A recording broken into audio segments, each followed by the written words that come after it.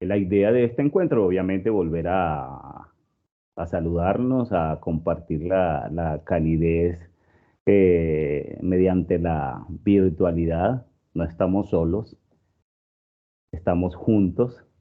Es otra, de hecho, ahora que le hablaba con el padre Samir sobre el tema del camino, ahí está, caminamos juntos en este proceso formativo. Listo. Eh, la idea, aparte de saludarlos y vivir la fraternidad a través de la virtualidad, era escucharlos a ustedes. Estos son espacios de diálogo fundamentales entre todos los que estamos vinculados en el proceso para saber, no sé si todos los que están aquí hacen parte del mismo grupo, están en grupos diversos. Pero bueno, igual solo tenemos tres de los que están acá. Ustedes están en grupos diferentes, ¿cierto? No están. No, profe, somos los tres de un mismo grupo. Aquí nos faltaría Cristian, pero somos los tres, es el grupo súper juicioso. ¿Yo? Eso estoy viendo yo.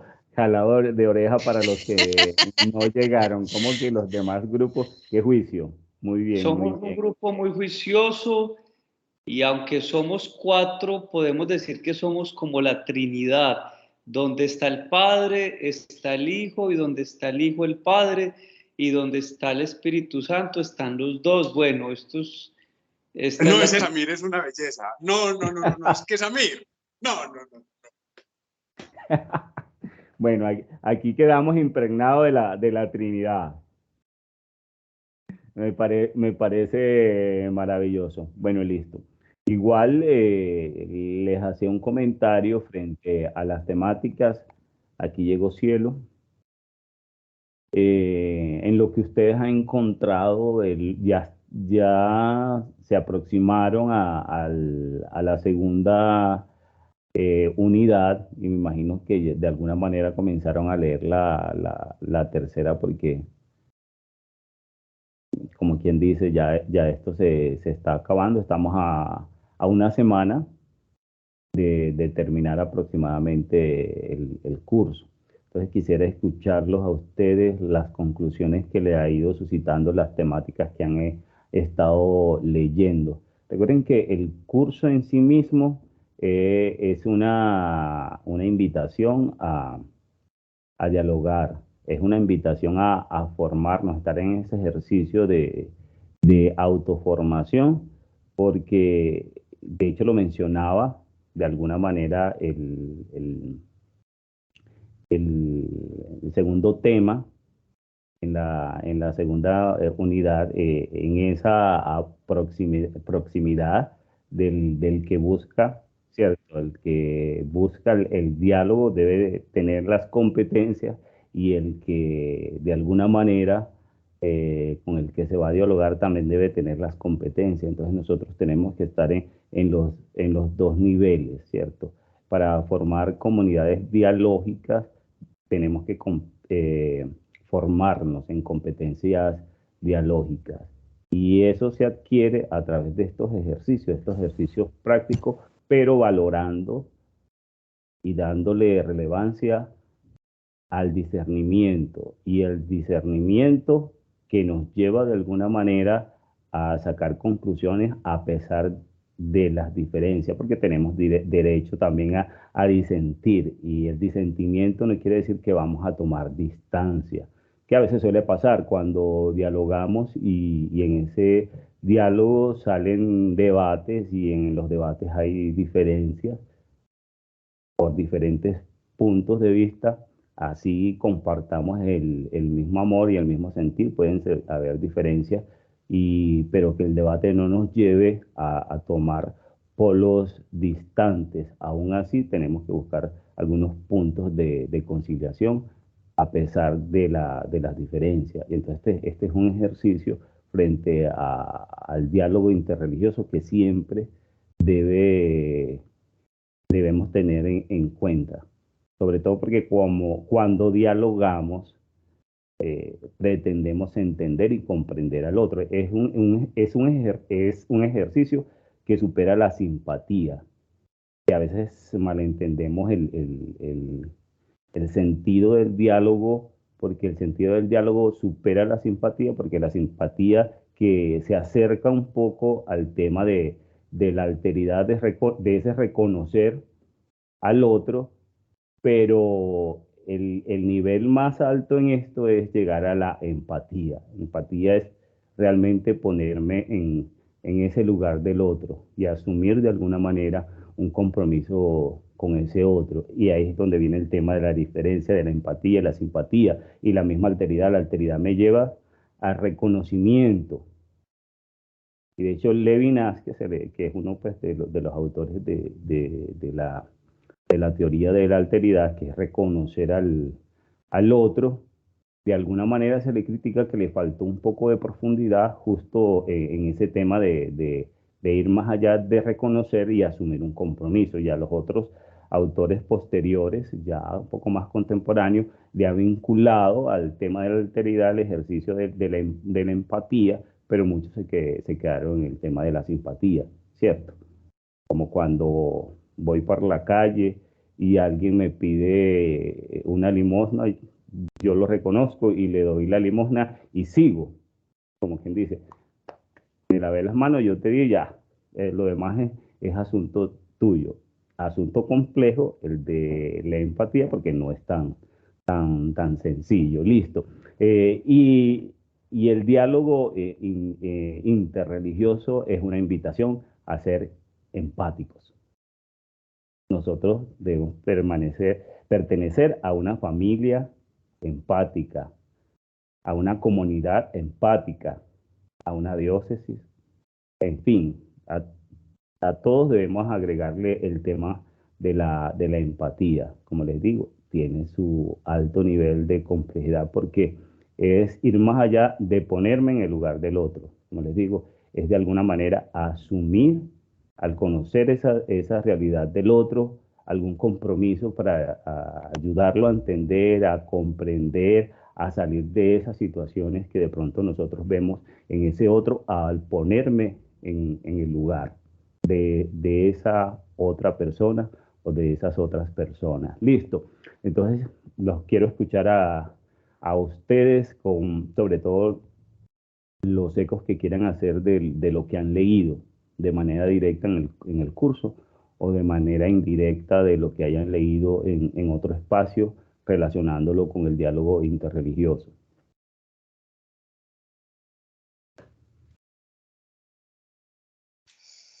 Pues, profe, de manera personal, yo creo que el trabajo que hemos realizado en equipo, que es muy importante, nos hace también abrir un diálogo entre diferentes culturas, diferentes conocimientos, y eso de manera personal, pues yo digo que nos ha permitido y me ha permitido crecer.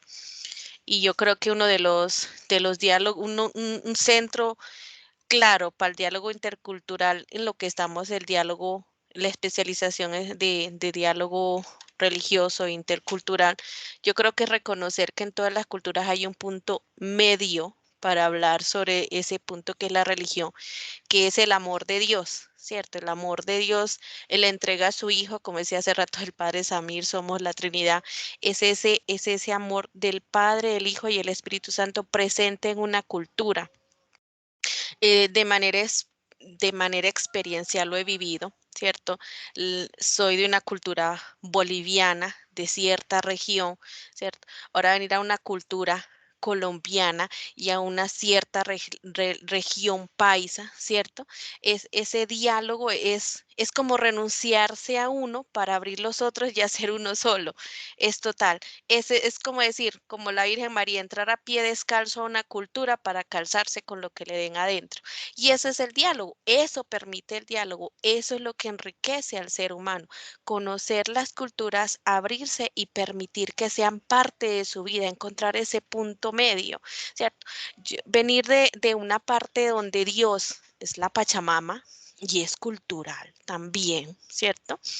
venir a una donde Dios Padre Creador unificar, porque mi cultura tiene a la Pachamama y encontrar el punto medio, el Dios Creador, ¿cierto? La Madre Tierra con el Dios Creador. Entonces, eso me ha hecho recordar todo lo que yo viví hace 20 años cuando llegué, poder comprender todas las culturas y no solamente la paisa, he andado por muchos lugares de Colombia que me ha permitido conocer la riqueza y la capacidad de poder entablar el diálogo con cualquiera y comprender, y más que todo aceptar cada uno, porque aparte de las culturas es cada uno tiene su misma forma de ser, cada familia tiene su propia forma de crecer y es por eso importante encontrar el punto medio para poder comunicarnos y la renuncia total para que podamos hablar. Sin renunciar y querer quedarme con lo mío, jamás va a haber diálogo.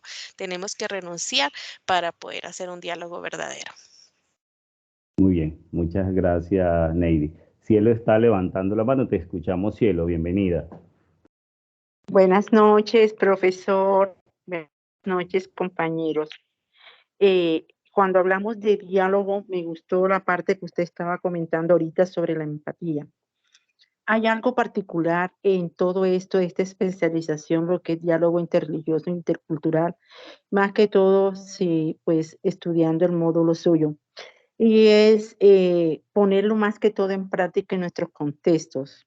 Yo trabajo en la parte educativa y algo que se está perdiendo hoy en día es la fe. En las instituciones educativas, Dios lo están dejando a un lado. Y es una grave, eso lo estamos viendo el día a día. Yo creo que los pocos que estamos quedando de las otras religiones y de los católicos en los colegios somos pocos. Y aquí, en este punto, yo creo que aquí es donde está existiendo ese diálogo porque ya no estamos entendiendo un poquito con ellos. La preocupación de que Dios cada día se está sacando de las instituciones educativas. Y es una grave, o sea, para todo, es un hecho que lo estamos viendo en el día a día y que en los próximos siglos y en los próximos días que van a venir va a ser más patente. ¿Ya? Tenemos muchos profesores ateos y yo creo que en parte cuando estudiamos esta especialización, yo creo que también sería tener este diálogo con ellos, ¿ya? Porque imagínense, yo encontré profesores dando religiones ateos y me decían los niños el año pasado, coordinadores, es que nosotros nunca hemos visto religión. Entonces me tocó este año comentarle a los coordinadores de que por qué no cambiábamos estos profes y le dábamos otra asignatura y quitarle la religión. Entonces, este es el día a día y yo creo que aquí hemos llegado al punto de partida que esta especialización, cuando usted hablaba de empatía, sí, ser empático. Yo cuando los saludo le digo que Dios te bendiga, mamita María te guarde y te proteja. Hubo un profesor que me dijo, usted nos hace el favor y nos respeta, no nos tiene por qué saludar de esa manera. Usted cree en su religión y respeta la nuestra. Entonces, yo pienso, lo que usted decía ahorita, ser empático con el otro, ¿cierto? Y ya no le digo, mamita María te guarde y te proteja, pero sí le digo, Dios te bendiga. Pues entonces es bastante pues alentador que nosotros que estamos estudiando esta especialización de verdad la pongamos en nuestro contexto de trabajo. Muchas gracias, profe. Muy bien, gracias, Cielo. De alguna manera, yo también trabajo en un colegio y de hecho doy clases de ética, clases de religión, de filosofía. Según los años, pues a veces tengo múltiples dinámicas ahí. Y siempre está la crítica justamente de que la religión es la cenicienta y la van pasando para ajustar las horas de algunos profesores. Y recuerdo una vez que un profesor era ateo y él le dijo abiertamente al rector que cómo iba a dar clase de religión si él era ateo. Y el rector le dijo, no, no se preocupe, ahí hace cualquier cosa, unos talleres, hace cualquier cosa, como él dice, no voy a cambiar, usted le tocó y así fue, listo. Pero hay un trasfondo interesante en lo que menciona Cielo y también mencionaba Neidy desde esa misma experiencia de movilidad que tuvo Neidy hacia el encuentro de otras culturas, otras dinámicas, venir a Antioquia. Estás en Antioquia, ¿cierto, Neidy? Sí, señora, aquí en Medellín. Efectivamente. Y es, irónicamente, en la misma discursividad del paisa, tiene un discurso muy religioso. Entre las culturas colombianas, todas, yo creo que el paisa es el que tiene más aspectos en la forma de hablar muy ligadas a Dios. Así, aquí hasta los protestantes, yo creo que dicen Ave María, pues. Eso es una Sí, cosa bien interesante en todo esto. Pero en este ejercicio de salir a hablar al otro, con el otro, estar dispuesto, porque se necesita estar dispuesto y tener una actitud abierta de diálogo para conocer, para comprender, para entender. Porque yo no puedo, de alguna manera, cuando pensamos transformar una realidad que a mí me parece que no es la correcta, si no me doy la tarea de escucharla, ¿cierto? De alguna manera es el ejercicio que se quiere en el diálogo interreligioso, tener la posibilidad de escucharlo, porque cuando se transmite el mensaje, la otra persona es la que debe aceptarlo, así como cuando Dios transmite o busca al hombre, el hombre tiene que estar dispuesto y tener una actitud de escucha. Si no, no va a pasar nada. O sea, no va a haber diálogo, ¿cierto? Va a haber, las dos partes de alguna manera deben estar dispuestas. El Dios de la apertura a través de la verdad revelada, ¿cierto? Y a través de todos sus agentes que son múltiples, el hombre debe tener también esa actitud, pero esos agentes, porque ya debemos tener en cuenta que afortunadamente de la mano de Dios hay muchos agentes que salen a difundir de alguna manera la palabra, a dar a conocer la verdad revelada, pero hay una cuestión aquí bien interesante. Cuando salimos en el temor del encuentro de la cultura, de ser aceptado, de ser escuchado, no despojarnos de esos principios, de esos valores que de alguna manera nosotros nos movieron a escuchar y a entrar en contacto con el otro, porque no sabemos, nos cuesta encontrar el punto medio, como decía Navy, nos cuesta, entonces más bien cedemos todo de nosotros de alguna manera, en vez de influir a través de nuestro testimonio, porque la clave es como que nosotros a través del testimonio, de la palabra, de ese diálogo, de alguna manera podamos hacer entender el otro si hay algo que debe entender, algún error que descubre algo, pero es a través básicamente desde el testimonio, sin necesidad que nosotros tengamos que transformar eso que nos edifica, que sí nos cuesta compartirlo. Nos cuesta compartirlo o somos muy arrogantes y pasamos al nivel de imponer y entramos en una negación del otro. Recuerden que en la comunidad de interlocutores válidos yo debo aceptar que la palabra del otro también tiene sentido y yo debo de alguna manera darme la posibilidad de escucharlo. Si no, no va a encontrar punto medio. O paso sobre él, o él pasa sobre mí, o yo cedo del todo, el otro por temor a lo que yo digo cede también del todo. Entonces no va a haber entendimiento ni comprensión, ¿cierto? Es para que, de todas maneras, siempre es bueno, desde lo que nosotros somos y creemos que es bueno, vamos a dar testimonio y vamos de alguna manera a interpretar la vida de esos otros. Vamos a entrar en diálogo a descubrir en toda cultura hay algo bueno, algo destacable que me va a permitir de alguna manera ejecutar esas acciones y dar validez y viabilidad a lo que yo también considero bueno. Listo. Los demás compañeros no sé si quieren agregar algo más.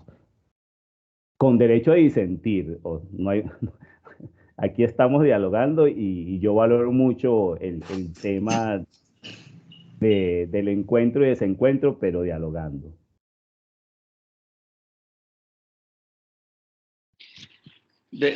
Me parece muy interesante, ¿no? Y tiene razón Neidi, la compañera, el profesor que han hablado de este fenómeno de la interculturalidad. Y lo que yo he percibido y he reflexionado también en torno a esto ha sido como un camino y enfatizando, orientándolo sobre la misión de la Iglesia. A inicios del siglo XX, de 1900, la Iglesia tenía, por ejemplo, una perspectiva, hablo de la Iglesia Católica, una perspectiva de misión, por ejemplo, diferente,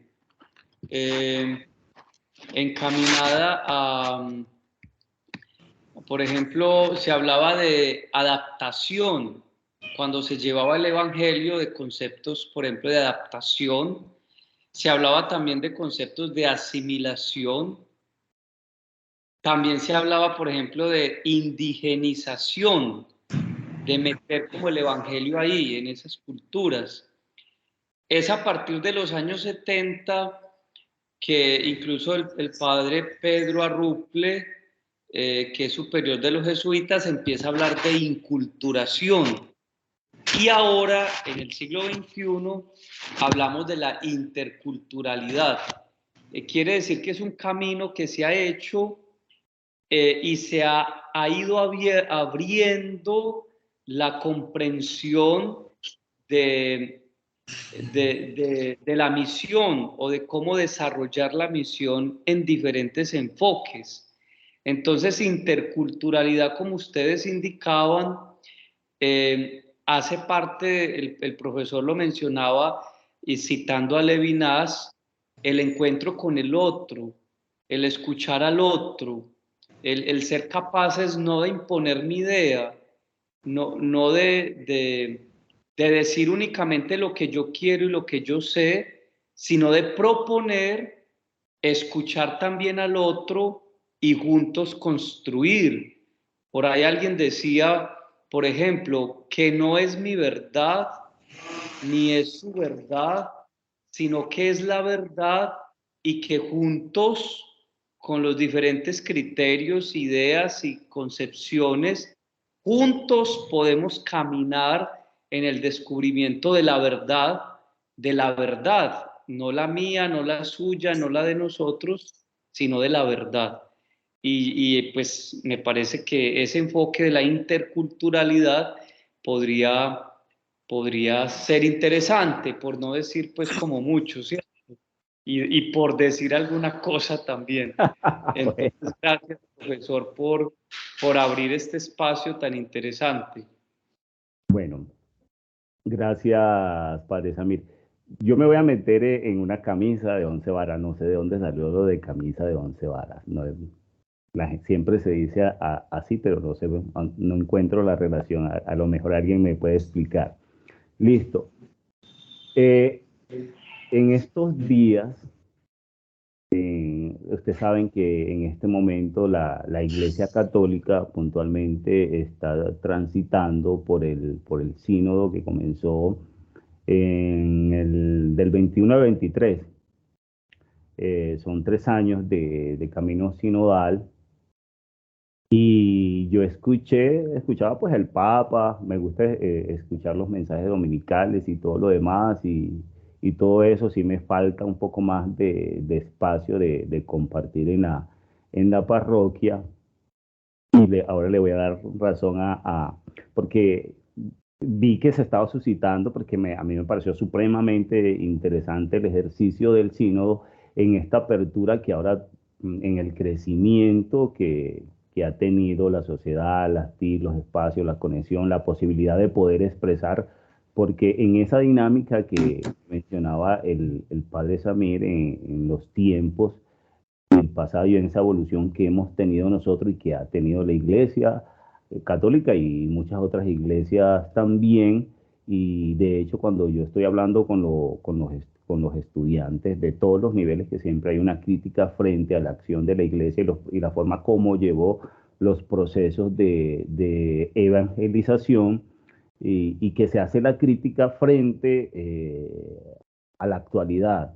Y cada crítica que se hace de la historia se debe tener en cuenta los contextos y los hombres de cada época, ¿cierto? Porque el pensamiento es muy diferente por época, porque muchas cosas que nosotros ahora concibimos que son correctas, a lo mejor dentro de un tiempo no lo van a hacer, ¿cierto? Sin querer con ello justificar acciones que a la luz del tiempo actual no fueron correctas, listo, para ser un poco claro, pero siempre tenemos que ponernos un poco en contexto de hecho, cuando entramos en ese mismo diálogo, ¿cierto? Cuando voy a hablar con alguien, ahora parece a mí que me dijo que estaba por allá en el Chocó, y una vez yo hice la composición de ubicarme donde él está, de un poco si uno tiene idea de cómo son las dinámicas de las culturas.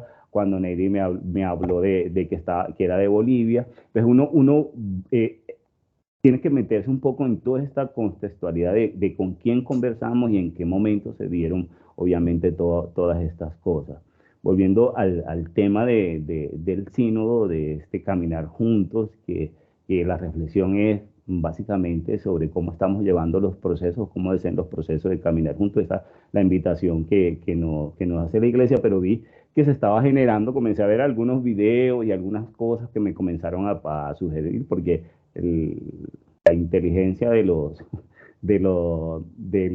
estos medios digitales, que uno ve algo y después comienza a sugerirte el tema, que había como controversia alrededor frente al signo de qué estará pasando, pues, porque uno de pronto dice, de ahí la ventaja, pues, de alguna manera de conocer diferentes posiciones. ¿Cuál es el problema que están viendo y quién está viendo el problema que se ejecute el sínodo? ¿Cuál es el problema que hablemos, que se dé una apertura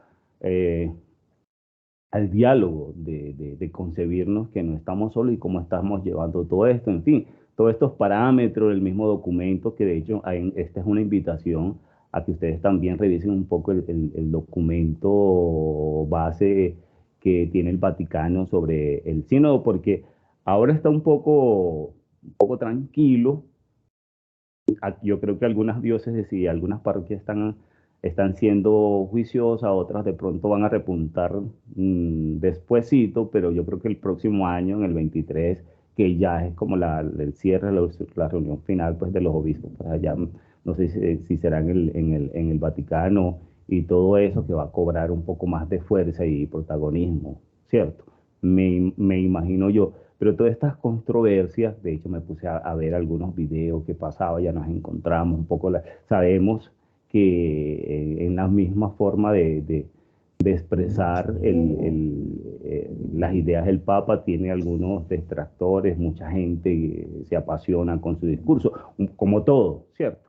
Y porque un salto de Benedicto a Francisco en la discursividad es totalmente diferente, ¿cierto? Y sobre todo porque desde mi posición, el Papa Francisco un poco más arriesgado para expresar las cosas, intenta decirlo un poco más cercano, la concepción en su misma latinidad. Yo creo que uno lo entiende un poco más y a otras personas puede que le cueste, ¿cierto? Y hay un poco esas controversias que están bien que se piense, ¿por qué tanto problema frente a eso? Y si hay algunas cosas que de todas maneras, como toda familia, deben hablarse. Hay unos temas que de pronto pueden ser un poco más complejos, sobre todo cuando esos temas en la parroquia, hablando directamente en esa célula de familia, en esa célula parroquial o de comunidad, hay algunas cosas que nos está invitando a hablar o a reflexionar el mismo sínodo, y de pronto descubrir que de pronto aquí está esto que nos está diciendo, es un llamado de atención. Listo. Entonces yo quería saber un poco también, y sobre todo creo que aquí hay algunos sacerdotes ya, no sé, Jorge, también eres sacerdote. Sí, señor. Para gloria de Dios, efectivamente. Amén. Listo. Entonces, ustedes que han estado un poco más cerca a las percepciones, de hecho, yo me adelanto, estoy hablando como como loco aquí de este lado, pero sí me generó un poco de inquietud y escuché a un fray dominico que se llama Nelson, manifestando un poco su opinión. Creo que le estaba hablando a algunas religiosas. Nelson Merida. Sí, que no sé, era como una charlita que le estaba dando una religiosa frente al tema, y él desde su posición, sé que la sugerencia temática que el sínodo son como 10 o 11 ejes temáticos, pero el Fray Nelson, él resaltaba él resaltaba cuatro, de alguna manera tratando de leer las inquietudes que tenía el Papa, que a veces en el discurso del no creyente, bueno, y a veces hasta del mismo creyente se considera que es un discurso un poco flexible, como si se alejara un poco de la doctrina y de la misma verdad revelada para admitir otras cuestiones que de pronto toman distancia, entonces como queriendo simpatizar con otras dinámicas sociales que de alguna manera no son tan compatibles con la iglesia en la revisión desde la base, ¿cierto? Entonces, como que es difícil encontrar ese punto medio desde esta visión que nosotros tenemos, ¿cierto? Entonces, retomando los ejes, ya les voy a dar la palabra a ustedes, porque si no, yo escuché, vi varios videos, de hecho algunos que inicialmente se presentaron como católicos, pero por la misma disposición, que era como era una comunidad, no me acuerdo, alguna comunidad de Puerto Rico que estaba haciendo un análisis del sínodo, pero al final de ese reconocimiento de creerse católicos romanos, como que no le encontraba un poco el sentido, ¿cierto? Pues en la iglesia encontramos de todo un poco, está una familia bastante amplia. Listo.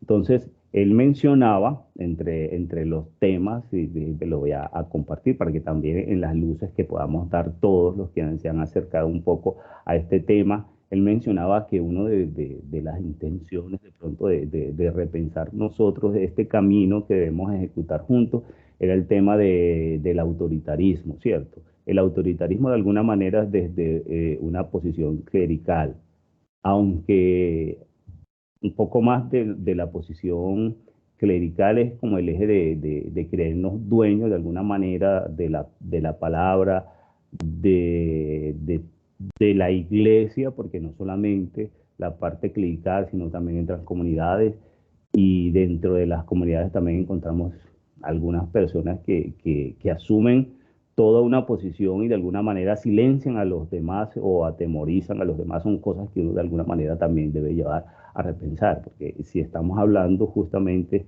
en este espacio de ser comunidades dialógicas, y nosotros pertenecemos a esta comunidad, entonces también debemos dar esos espacios de expresión que de todas maneras cuesta.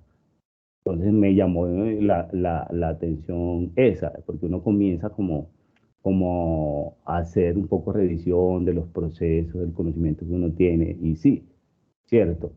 Ya le voy a dar la palabra a Daniel. Voy a decir la siguiente y te doy la palabra, ¿cierto? Porque él mencionaba este tema del autoritarismo y lo considera, ve, y en todo sentido el autoritarismo en la iglesia y fuera de la iglesia termina haciendo daño en la política, en la misma familia, en fin, en diferentes espacios. De todas maneras hace daño y es bueno hablarla y aterrizar para reorganizar los caminos si se descubre si ese es un problema que no nos deja avanzar y caminar juntos. Pero también resaltaba el tema de la indiferencia, haciendo mención un poco de los laicos. De pronto yo me sentí pues, aludido ahí en el tema de que a veces nosotros validamos los autoritarismos también, porque no asumimos el compromiso, a veces ni siquiera disentimos o nos quedamos callados con los autoritarismos porque sabemos que el disentir y asumir una posición indica que debo asumir un compromiso también. Entonces, como yo no quiero asumir el compromiso, entonces creemos que en la iglesia el compromiso es de otro. Yo me asumo esta posición un poco más tranquila, más cómoda y de hecho hasta subsidiaria más bien más bien que y el padre me diga de cuánto le colaboro, pero que no me diga que catequista, que no me diga que sea del servicio de la palabra. No, que yo más bien le doy la ofrenda, padre, y así estamos más tranquilos. O sea, es como cosas que me puse a pensar en todo esto que va a suscitar este movimiento, este sínodo que internacional que nos está, la idea es poner a pensar, ahí sí, a todas las culturas, porque en la Iglesia Católica hay diversidad de culturas y comunidades, en fin, un montón de cosas. Daniel, te escuchamos. Profe, muchas gracias. Mire, yo a propósito del tema de la sinodalidad, yo soy sacerdote de la diócesis de Sonsón Río Negro y en mi parroquia nosotros estamos haciendo el ejercicio sinodal. De hecho, en la fase diocesana, pues que los hermanos sacerdotes de otras diócesis también hicieron en sus iglesias particulares, íbamos como a una especie de consulta que nos llevaba a reunirnos con los sujetos de la sinodalidad eclesial. Esta expresión, sujetos de la sinodalidad eclesial, es una expresión que pertenece a Monseñor Luis Fidel Suárez Puerto, que escribió un libro justamente editoriado por San Pablo con la Fundación Universitaria Monserrate, llamado así, Sujetos de la Sinodalidad Eclesial al servicio de la transformación del mundo. Entonces, el ejercicio de la consulta era unos cuestionarios que enviaban desde la oficina del siglo a todas las iglesias particulares para poder construir entre todos una comunidad sinodal, es decir, una comunidad que camine junta. Ahora bien, en ese sentido, la sinodalidad hace parte del ADN de la Iglesia. La expresión del clericalismo es una expresión que se ha vuelto pues muy común. Sin embargo, como vos lo decías hace un momento, en oportunidades se le da validez al clericalismo, pero yo pienso, a mí me gustó mucho ese libro que les hablo de los sujetos de la sinodalidad eclesial, porque tiene como la capacidad de empezar a hablar de cada sujeto sinodal a partir de las iglesias particulares. Entonces, en la iglesia particular, el obispo es sujeto de sinodalidad eclesial. Los sacerdotes somos sujetos de la sinodalidad eclesial. El pueblo de Dios, los laicos son sujetos de la sinodalidad eclesial. Entonces, me gustaría que nosotros trascendiéramos un poco y descubriéramos la necesidad del mandato evangélico de ir juntos y entender que la sinodalidad nos quiere llevar no a la destrucción de un elemento que probablemente nos puede hacer daño, sino a la superación del mismo a través de una comunidad humana y que es capaz de dialogar con la cultura en el lugar en el que ella se encuentra. Entonces, por eso les recomiendo este texto de Sujetos de la Sinodalidad Eclesial, porque nos ayuda a adentrarnos más en el contenido, digámoslo, fundamentado desde la teología, desde la eclesiología. Y yo lo hablo en estos términos porque estamos en un encuentro académico y como estamos en un encuentro académico, pues estamos utilizando términos académicos que nos ayuden a entender que esto es más que un cúmulo de opiniones, es simplemente una mirada común que nos ayuda finalmente a realizar el mandato del Señor, que todos sean uno. Y en otro momento del Evangelio, Jesús haciendo una comparación sobre quienes se creen más o se creen menos, mirando a sus discípulos y en ellos a nosotros, nos dice nuevamente que entre ustedes no sea así. De tal forma que la sinodalidad nos quiere hacer tener presente y de manera convencida que todos nosotros somos sujetos de sinodalidad eclesial al servicio de la transformación del mundo. Gracias, profe.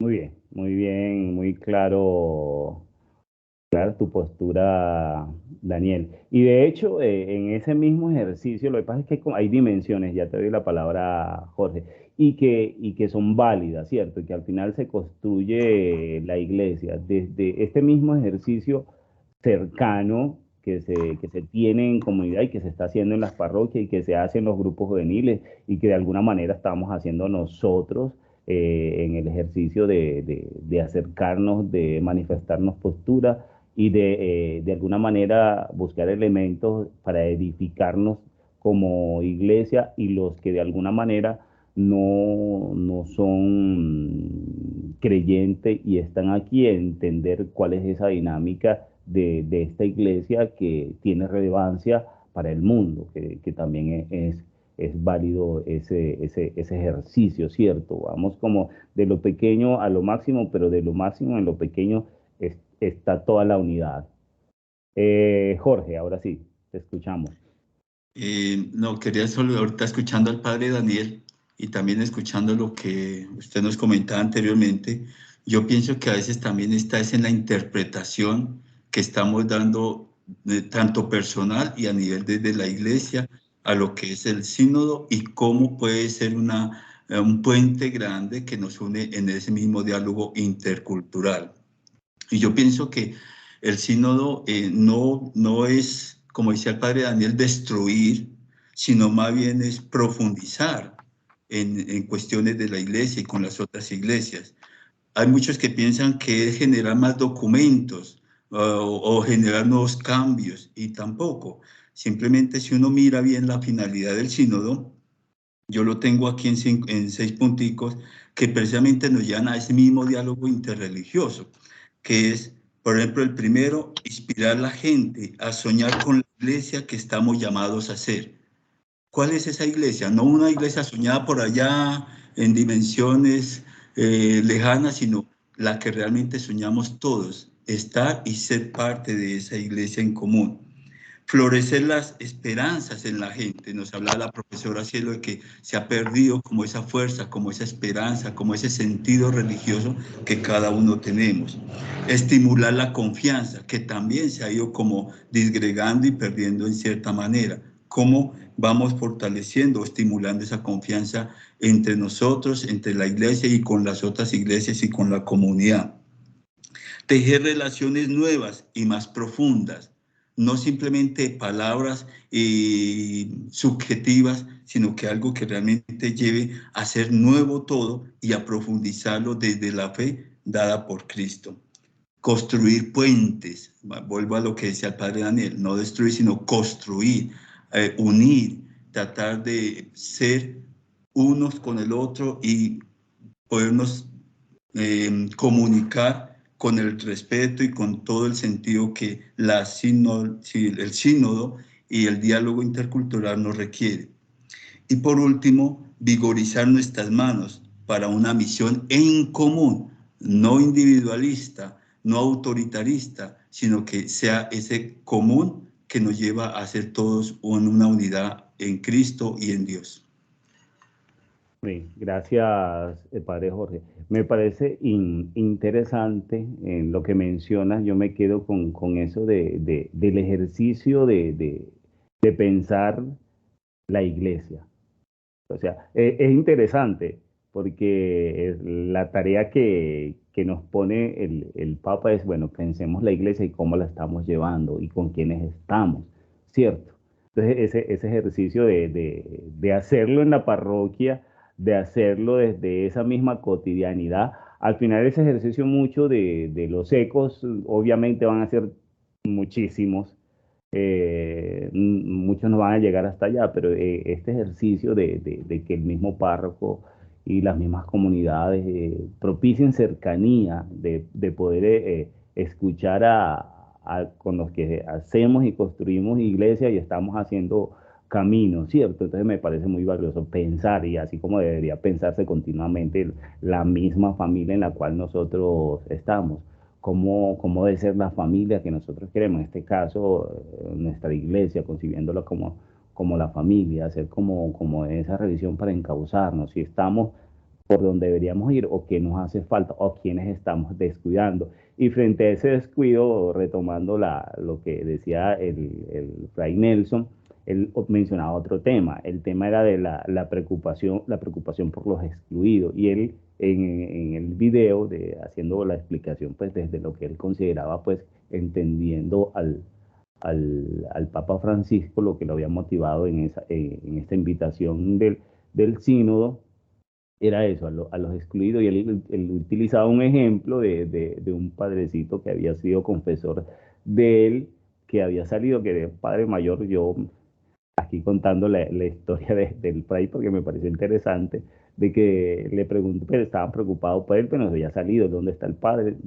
No recuerdo si dijo el nombre del padre, ¿dónde está? Y le pregunta dónde estaba, en el circo.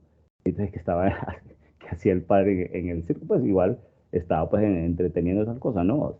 Entonces, lo que explicaba el padre es que en el circo él siempre tenía la costumbre de visitar a los circos, a la comunidad de cirqueros, porque ahí también habían católicos, a ofrecer su servicio para ver si alguno necesitaba compañía, y contaba pues la experiencia de que se suscitaban matrimonios, y habían pues unas cosas interesantes. Y entonces el Fray Ignacio decía, ¿quién va a pensar en ir, en abrir espacios al circo? Al circo de pronto piensas si te gusta ir a entretener, pero no concibes que vas a ir al circo de alguna manera a compartir la verdad revelada, a buscar espacios de alguna manera de proyectar o dar testimonio de lo que consideramos que es valioso. Porque en este caso nosotros, desde la posición de fe, el Evangelio lo consideramos valioso y de alguna manera debemos proyectarlo. De ahí la idea, desde el mismo ejercicio que proponía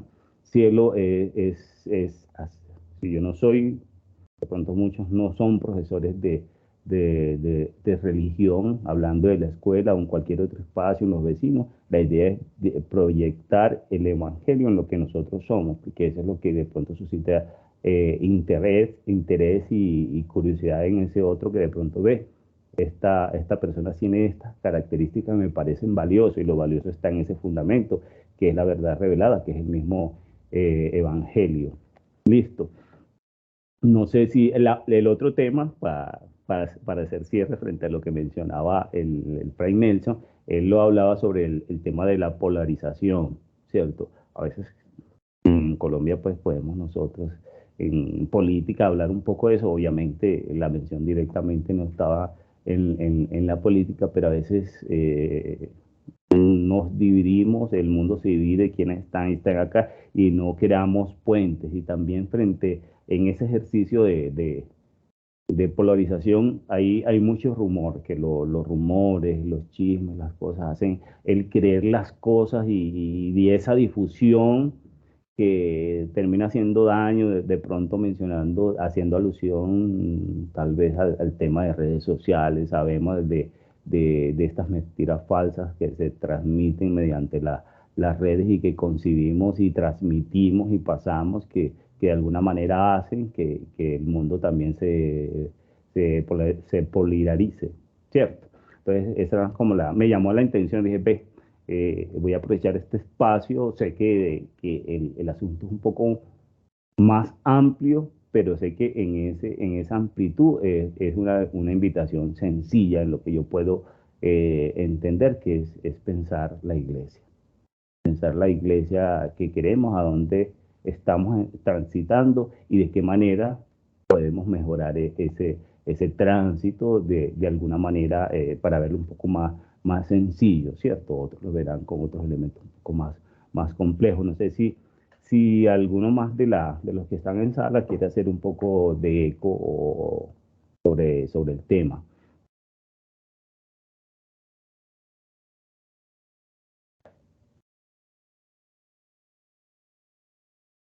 Bueno, llevamos una hora de encuentro grabado. Lo que viene ahora, ustedes, de hecho, una buena parte de ustedes ya enviaron la segunda actividad, y falta la tercera, que recuerden que estamos una semana de terminar el curso.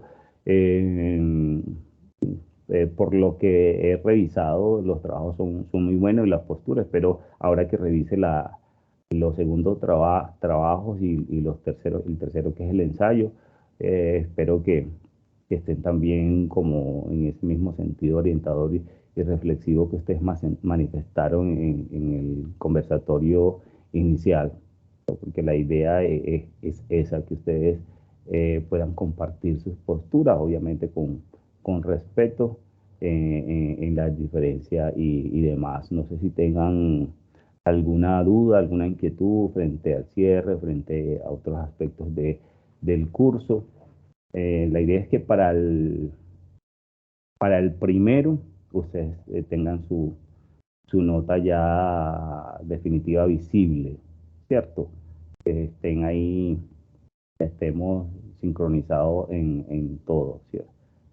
Porque ahí ya nos dan como unos 2 días más para hacer cierre de plataforma luego que termine el curso.